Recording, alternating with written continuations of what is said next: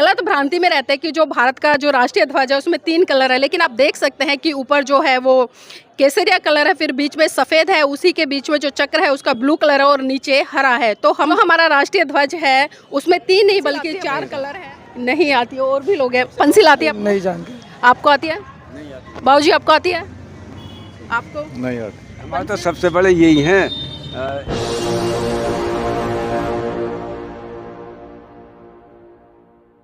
नमस्कार, आप देख रहे हैं एनबी न्यूज़ 24x7 नीलम बौद्ध के साथ। साथियों, सबसे पहले तो समस्त देशवासियों को आज स्वतंत्रता दिवस की बहुत बहुत बधाई हो और बहुत बहुत मंगल कामनाएं। क्योंकि अगर आज हम आज़ादी के सही रूप में मायने देख रहे हैं या आज़ादी का पर्व मना रहे हैं तो इसके पीछे इस देश के तमाम सूरवीरों ने अपनी जान दी है। बहुत बड़ा संघर्ष रहा है और अभी मैं वर्तमान में आप देख रहे होंगे जिस तरह से मैं शिकारपुर में हूँ। ये क्षेत्र शिकारपुर उत्तर प्रदेश का है।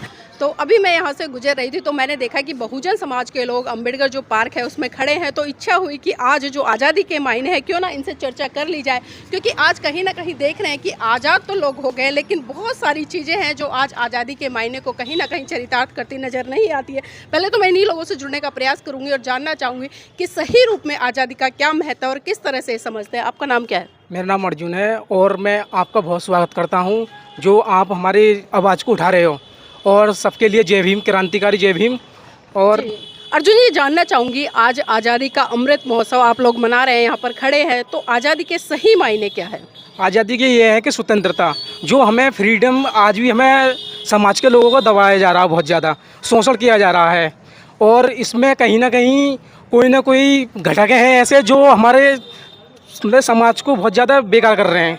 कुछ लोग हैं जिसकी वजह से हमारा जो समाज है बिल्कुल बेकार हो रहा है। तो क्या लगता है सही रूप में आज हम लोग आज़ाद हैं या सही रूप में आज़ादी के मायने हैं? अगर मेरे हिसाब से देखोगे तो आज बार हमें आज भी ऐसे ही दबाया जा रहा है जैसे पहले ही हमें दबाया जा चुका है।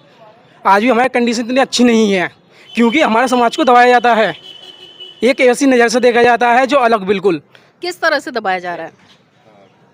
हमें शोषण कराया जा रहा है। हमारा गाँव में चले जाओ, जैसे स्वर्ण लोग, वही वाले जो पहली जो कूट प्रथाएँ आज भी वो हैं।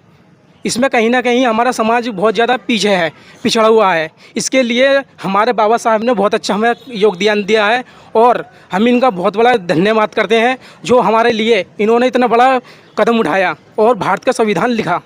तो जानना चाहूँगी, जिस तरह से परम पूज्य बाबा साहब ने खासकर बहुजन समाज के लिए जो आज़ादी के मायने हैं वो बहुत ही महत्वपूर्ण तरीके से बताए थे। कहा था इस पूरे देश को कि आज लोग आज़ाद तो हो गए लेकिन बहुजन समाज के लोगों के लिए एक अलग से कहा था कि आज भले भारत आज़ाद हो गया, आप लोग शारीरिक रूप से आज़ाद हो लेकिन मानसिक रूप से आज भी गुलाम है। तो किस तरह से उस गुलामी से बाहर निकलने के लिए आप लोग प्रयास कर रहे हैं? जी, मैं सबसे बढ़िया जो दूंगा मैं एजुकेशन। अगर हमारा समाज पढ़ेगा लिखेगा तो कहीं ना कहीं ये चीज़ अपने आप से ख़त्म हो जाएंगी। क्योंकि हमारा जब कोई अधिकारी अच्छे ओहदे पे चला जाता है तो कहीं ना कहीं हमारे समाज के लिए काम नहीं कर पाता है ऐसा, जिसकी वजह से हमारे जो बाबा साहब हैं उन्होंने कहा था कि हमारे कुछ समाज के लोग अगर पढ़ लिख के भी इतने अच्छा को कर लेते हैं काम, फिर भी वो काम नहीं कर पाते हैं समाज के प्रति। कहीं ना कहीं उनको किसी बड़े जो सुवर्ण लोग हैं उनके द्वारा दबाया जाता है।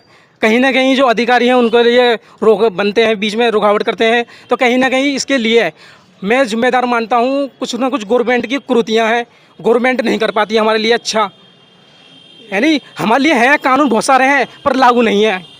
देखिए, जिस तरह से बताया कि आज भारत देश में तमाम कानून बने हुए हैं लेकिन अगर सही रूप से इम्प्लीमेंट की बात की जाए तो वो इम्प्लीमेंट नहीं हो पा रहे। उसी का कारण है कि कहीं ना कहीं इस देश के बहुत बड़े तबके पर आज भी शोषण अत्याचार हो रहा है। मेरे साथ में बाबूजी भी है, उनसे भी जुड़ने का प्रयास करूंगी। बाबूजी, आज बहुजन समाज आज भी गुलाम है, क्या ये बात सही है और किस तरह से देखते हैं इसको? सही बात है, सही बात है बहन जी।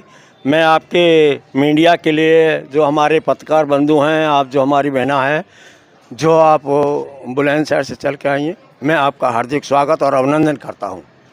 आज आपने शिकारपुर में, मेरा नाम नानक चंद बौद्ध है, मैं सामाजिक सेविका हूं, समाज सेवक हूं। इस देश के 18 प्रदेशों का भ्रमण कर चुका हूं और इसी देश के कानून के लिए ही जो आज हम लोग गुलामी की बात करते हैं, जो संविधान कहाँ है, हमें कहाँ होना चाहिए था। मैं अब से पहले 2021 में भी फर्रुखाबाद में आपके माध्यम से बोल चुका हूँ और मैं आज के बाद 18 बार पहले बोला हूँ और आज फिर आपके बीच में बोलने का मुझे मौका मिला है। मैं आपके लिए धन्यवाद देता हूँ। जिस तरह से हम देखते हैं या पढ़ते हैं, परम पूज्य बाबा साहब ने बहुजन समाज को गुलामी से निकालने के लिए बौद्ध धर्म ग्रहण किया था। तो आपके क्षेत्र में बौद्ध धर्म की क्या स्थिति है? क्या लोग आज गुलामी से निकल कर बौद्धिज्म की तरफ बढ़ रहे हैं? जी, बहुत बहुत साधुवाद आप सबके लिए। मैं आज बाबा साहब के बताए हुए मार्ग पर चल कर के मैं सन 80 से लेकर के आज तक, पिछली बार भी हमने सन 1984 में धर्म दीक्षा 10,000 लोगों ने लेनी थी, क्योंकि उस समय भारतीय बौद्ध महासभा के अंतर्गत और आज भी भारतीय बौद्ध महासभा के अंतर्गत 14 अक्टूबर 1956 को और 14 अक्टूबर 2022 में हमने बुलंदशहर के अंदर धर्म परिवर्तन किया, जो कि मैं भी उसमें शामिल हूँ। और उस समय भी हम 10,000 लोग थे, जो अगर आप होंगे उसमें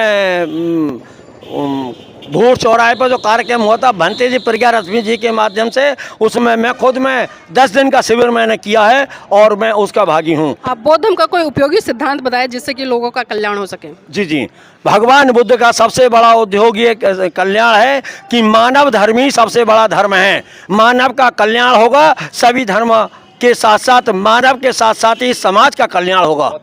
भगवान बुद्ध ने कहा था, बुद्धं शरणं गच्छामि, धम्मं शरणं गच्छामि, संघं शरणं गच्छामि। आप बुद्ध की शरण में जाओगे और धम्म की शरण में जाओगे और संघ की शरण में जाओगे तो आप इस देश का, आपके समाज का, हमारे देश का कल्याण होगा। आर्य अष्टांगिक मार्ग उन्होंने कहा था, बुद्धं शरणं गच्छामि, धम्मं शरणं गच्छामि, संघं शरणं गच्छामि, पाणाति पाता बेरमणि सिक्खापदं समादयामि, कामेषु मिच्छाचारा। वंदना तुम्हारी वंदना हो गई। ये अष्टांगिक मार्ग, ये पंचशील बता रहे हो आप, अष्टांगिक मार्ग। अगर हम यहाँ पर बात करें तो यहाँ पर मैं परम पूज्य बाबा साहब की भी बात इन लोगों से करना चाहूँ, क्योंकि जिस तरह से परम पूज्य बाबा साहब ने मनुष्य कल्याण के लिए एक ऐसा धर्म दिया जो साइंटिफिक है, वैज्ञानिक है और कहीं ना कहीं मनुष्य के कल्याण के लिए बहुत ही महत्वपूर्ण है। तो जानना चाहूँगी आपसे कि बाबा साहब ने जिस धर्म को दिया, उस धर्म के बारे में आप कितना जानते हैं? क्या आप पंचशील जानते हैं? जी मैं नहीं जानता हूँ, क्योंकि मैं एजुकेशन से थोड़ा सा जुड़ा हुआ हूँ, इससे मैं तैयारी कर रहा हूँ, तो उसके बारे में मैं इतना नहीं पढ़ पाया हूँ। पर मेरी इच्छा है, अगर मेरे कहीं सिलेक्शन हो जाएगा उसके बाद मैं बाबा साहब को बहुत अच्छे से पढ़ूंगा। पंचशील आती है? नहीं सर, नहीं आती है। और भी लोग हैं, पंचशील आती है? नहीं जानते। आपको आती है? बाबूजी आपको आती है? आपको नहीं आते। हमारे तो सबसे बड़े यही हैं। तो देखिए, जिस तरह से मैंने लोगों से चर्चा की, यहाँ पर एक बात बहुत ही महत्वपूर्ण निकल कर आई है कि जो बौद्ध धर्म है उसकी यहाँ पर स्थिति बहुत ही दयनीय है। क्योंकि आज कहीं ना कहीं लोग बाबा साहब की जय जयकार तो करें, लेकिन बाबा साहब के बताए हुए मार्ग पर, जो कि बुद्धिज्म का मार्ग, उसकी तरफ नहीं बढ़ रहे और उनके जो सिद्धांत है उनको तो दूर दूर तक पढ़ने का काम नहीं कर। तो आज जरूरत है कहीं ना कहीं बहुजन समाज के लोगों की कि जय जयकार से बाहर निकल कर बल्कि उनके सिद्धांतों को यहाँ पर मेरे साथ में स्कूल के कुछ बच्चे हैं, उनसे भी जुड़ने का प्रयास करूँगा। बेटा नाम क्या है? वीरू। वीरू, ये कौन सा झंडा है आपके हाथ में? ये बाबा साहब का इसको क्या बोलते हैं? झंडा। नहीं, झंडा, इसका नाम है क्या है? जय भीम। जय भीम। तो देखिए बच्चे हैं। वैसे आज क्या है बेटा, आज क्या दिन है? 15 अगस्त। 15 अगस्त। 15 अगस्त को क्या हुआ था? वो काके में हमें पता है नहीं पता। तो देखिए बच्चे, आज हाथों में झंडा है और झंडा भी नहीं पता। बेटा नाम क्या है? विवेक। ये किस चीज़ का झंडा है? तिरंगा। तिरंगा है। कितने रंग है इसमें? 3। 3 है। बताओ कौन कौन से हैं? ऑरेंज, हरा, सफ़ेद। नहीं, देख के बताओ, ध्यान से देखो। ऑरेंज, हरा, सफ़ेद, नीला। कितने हुए? 4। 4। अभी आपने कितने बताए? 3। 3। तो देखिए, बहुत सारे लोग अक्सर ये गलत भ्रांति में रहते हैं कि जो भारत का जो राष्ट्रीय ध्वज है उसमें 3 कलर है, लेकिन आप देख सकते हैं कि ऊपर जो है वो केसरिया कलर है, फिर बीच में सफ़ेद है, उसी के बीच में जो चक्र है उसका ब्लू कलर है और नीचे हरा है। तो जो हमारा राष्ट्रीय ध्वज है उसमें 3 नहीं बल्कि 4 कलर है। और यहाँ पर और भी बच्चे हैं, उनसे भी जुड़ने का प्रयास करूँगा। बेटा नाम क्या है? भारत। कौन सी क्लास में पढ़ रहे हो? 8th। आज क्या दिन है? 15 अगस्त। किस लिए मनाते हैं? आज़ादी के लिए। क्या हुआ था इस दिन? आज़ादी हुई थी किसकी आज़ादी? हमारे इंडिया की। किससे? अंग्रेजों से। अपने आप से कब आज़ाद हुए आप? अपने आप से तो नहीं पता। नहीं पता।